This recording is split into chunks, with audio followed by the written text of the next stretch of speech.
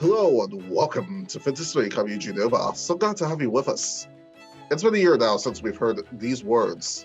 This morning, I have signed an executive order which institutes a stay-at-home directive. D.C., Maryland, and Virginia all issued stay-home orders. The district's order goes into effect at midnight. But I'll say it again because I want everyone to hear me. Stay home. And sadly, so many people across the world, including here in the United States, have died from the novel coronavirus. With the vaccine rollout underway, what are the challenges? How are they being addressed? And what inequalities do we need to worry about as we go through this? Safiya Ransome, a pharmacist with expertise in drug development, joins me today to discuss these issues. That and a preview of our April 1st edition are coming up later in the show.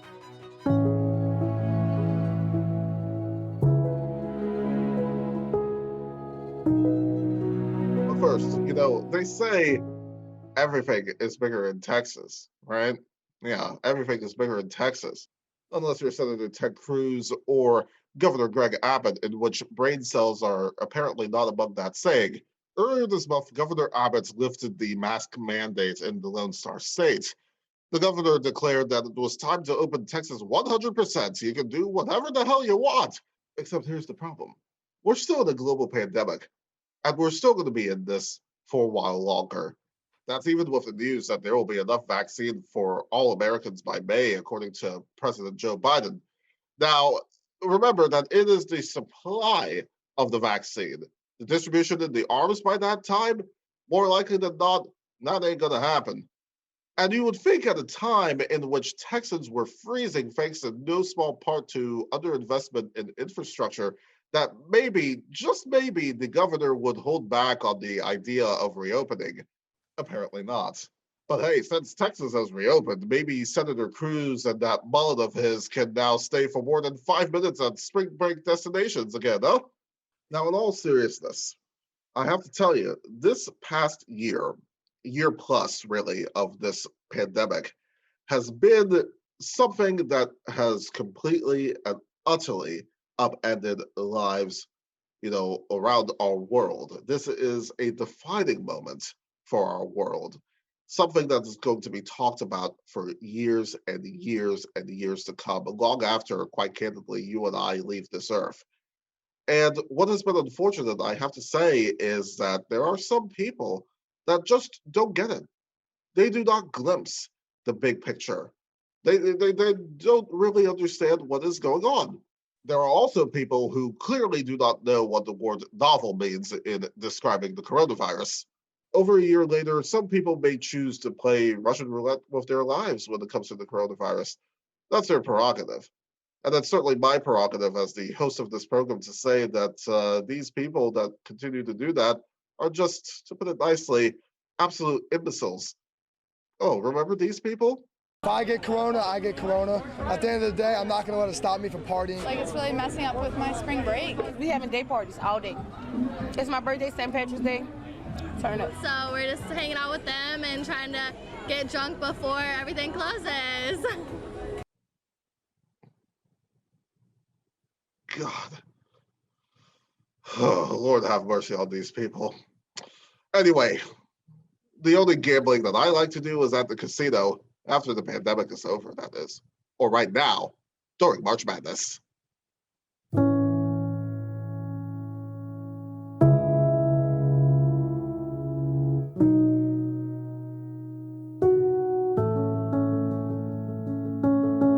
And joining me now is Safiya Ransome, a pharmacist with expertise in drug development. Safiya, welcome to the program. It is nice to have you on. And let's go ahead and get started. So it has been, by the time we aired this, it's been going to be over a year since the novel coronavirus pandemic. In fact, actually, really, it already is kind of sort of over a year with the first case of the coronavirus in Washington state. We now have the rollout of the vaccine. And it's been a bit of a mixed bag with canceled appointments, people jumping the line. And of course, the biggest issue right now has been, of course, supply and demand, especially among the states. And that may very well change, as President Biden announced a while back that there will be enough vaccine for 300 million Americans by the end of July. So, but kind of a two-part question, Safiya. Tell us more about your background, but what you have been doing in this regard. We talked a little bit before the show that you have a lot of background in seeing the development of a lot of these drugs, these vaccines, how they come to market. So before I really dive into the meat and potatoes of all of this, give us a little more, give our viewers more about your experience, what you have been doing over this past year. Well, so I'll just kind of give like an overview of my experience. So I'm a pharmacist by training. I graduated from Howard University College of Pharmacy in 2016. And after that, I went into the pharmaceutical industry, and I started out in medical affairs. And what that is the interaction between pharma and the medical community outside and how you bridge the gap between them. And it's very, very patient focused and physician centered as far as getting treatments to the patients and making sure that the physicians understand what they're treating with. Beyond that, I also took some time to work in early phase drug development. So I was essentially responsible for assets that were very early on, after animal testing, early human testing, and looking at the continuum through that development process, which is usually, as you know, it can be anywhere from 10 to 15 years for a new drug to come to market. And I had things that were at the very beginning of that. So it was a very long, long-term view of treatment. And then from there, I went back into medical affairs, but in a field position. And so in a field position, technically my role is called medical science liaison. What I do is I go to physicians' offices as a non-commercial representative that educates them on the drugs that they are using in their patients, the treatments, the basic science and changes coming along in that particular therapeutic area.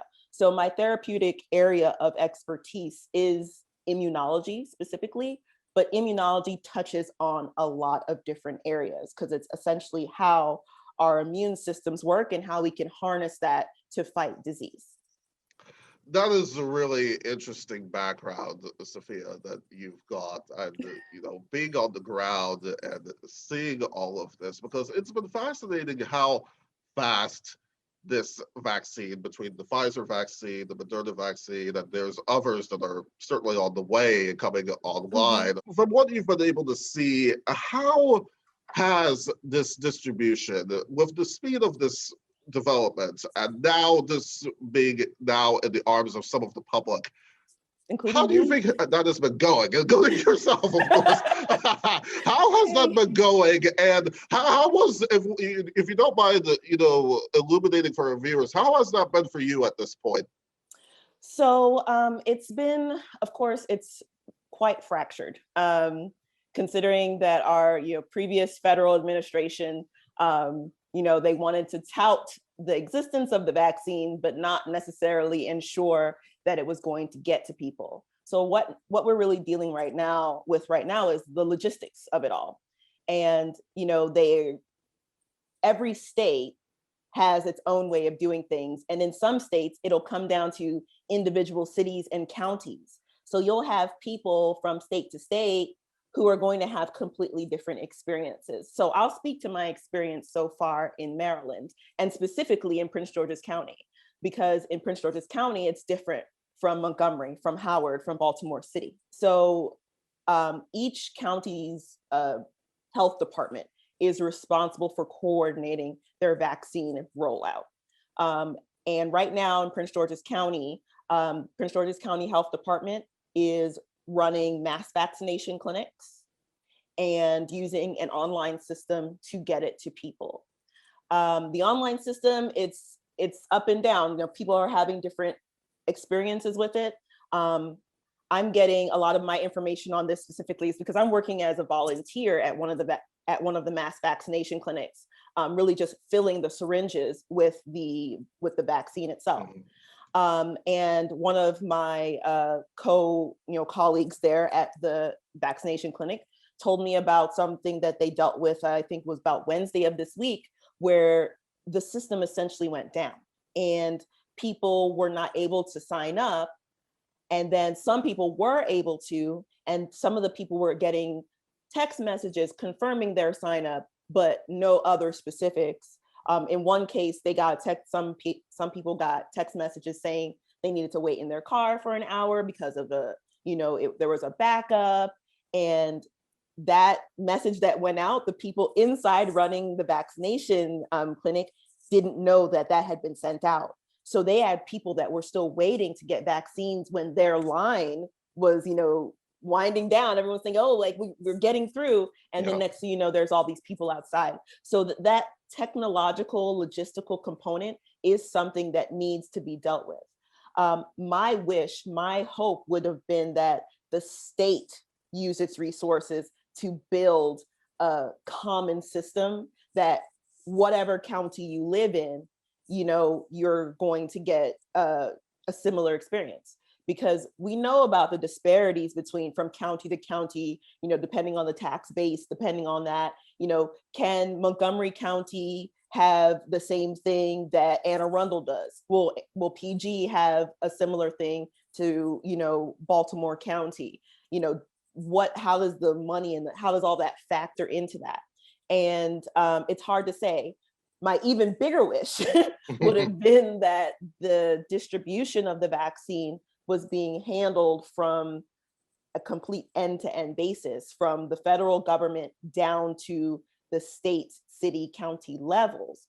And with the previous administration, there was a news story that came, I think it was in January, that there were batches of vaccine that were just unaccounted for. They didn't know where it ended up in the system, if it went to the right place or is sitting in a warehouse somewhere.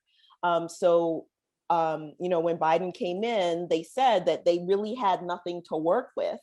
So I'm hoping right now they are trying to, build up the logistical part of it, that will make it, a more smooth process for everybody.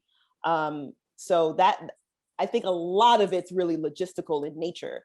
And the disparities actually just, highlight that. And it sounds like the $300 billion that President Biden has announced, but it sounds like from what you're saying, that kind of sort of gives you hope, right? In terms of having, really the public, in the US vaccinated, but it's all about the system though, right? Right. It's really about the system. It comes down to the system, and it also comes down to the prioritization that I'm sure you're familiar with, the stages of stage 1, stage 2, and the people within each that are qualified or, able essentially to go get the vaccine. And actually, this is another place where our health disparities in wealth and race and all of that are highlighted as well. So for instance, right now, the state of Maryland is at stage 1C. And stage 1C includes adults over 65 years of age, and then other adults in certain professions. So like if you have, if you're a healthcare worker like me, or you're, at this point, I think they're allowing clergy and certain frontline workers and, go ahead and get the vaccine. So you have by nature a smaller pool of people that are eligible to get it at this time. And what has been interesting to me in seeing the stages that Governor Hogan has announced in terms of who can get it, that sort of thing. Even anecdotally, in terms of what some of my other friends have been telling me about their difficulty getting into places like, say, Giant or Safeway in terms of trying to get their loved ones, the vaccine. It's a tough situation that, really, it really is. And as you've touched on, Safiya, there's a lot of stuff with the previous administration's planning, or really lack thereof, in terms of trying to really get this out there. I think there's a lot to go around there. You've touched on the inequalities. And I want to get to there now in terms of some of the situation that we're dealing with. how do we address that? But I know you touched on, some of it, which I think has been very good. I'm just reminded of what's going on. Even let's take another part of the country, New York. For example, Bill de Blasio talking about the fact that only 11% as of the time of this recording have got the vaccine. 11% of African Americans have got the vaccine, when really a quarter of the population in New York are African American. And then Spectrum News in New York, they reported Mayor de Blasio stating, quote, when you know someone in your family got vaccinated, your neighbor got vaccinated, the person you worship with in church got vaccinated, that's when people start to have a little more faith. We can't convince people to believe in something if it doesn't show up, or it shows up sometimes and then your appointment gets canceled the next time. Let me combine some of this here. What do you think of what the mayor of New York said about this? What do you think of that? And then, really, in terms of some of these inequalities and even some of the problems that you have enumerated for us, is it a function of the fact that we haven't had in over 100 years? We think about the Spanish flu of 1918. We haven't had a mass vaccination program like this in quite a long time. So, what do you think of those? So, well, kind of starting with your last point, we haven't had a mass vaccination program in this country in a long time. Probably the last most significant one would have been like the polio vaccine when that came about in the 1950s. So, and polio has been eradicated in the United States. It's no longer endemic here. It took 15 years to eradicate polio in this country. But mass vaccination was successful because people lined up to get it. Since then, however, I think we are dealing with an information environment that is unpredictable. That's certainly a factor. And in Mayor de Blasio's quote that you shared, he said, partially something that I do agree with, that if it's not in your community, people won't be inspired to go get it. That's true. But that is an indictment of himself and of the government that he is responsible for, because the reason why people aren't getting it is, again, coming back to that logistics thing. But, I mentioned the ages and the tiers. Here's a question that I don't think a lot of people have explored. What is the average life expectancy of Black people in some of these jurisdictions? I don't know the specifics for New York City, but I'll tell you, there was an article I read about Massachusetts and a Black community in the area of Boston. The average life expectancy for Black people who live there is 59 years of age. If we're only vaccinating people that are 65 and up, who's getting the vaccinations? You're already excluding a significant portion of people by age alone, because on average, white people have a longer life expectancy than Black people in this country. I was looking specifically at the demographics in Maryland. Life expectancy for Black people in Maryland is actually a little bit higher than in some areas. It's about 77 years of age in general. But when you look at the raw numbers, I actually pulled up numbers from the past census and projections by age of population. About 86% of all people over 65 years of age in the state of Maryland are white. So if that's the group of people that's getting vaccinated, just in general, more of them, that's where your disparity is going to lie. Now, if we're looking at other age groups, if you start to trend younger and you start to look at,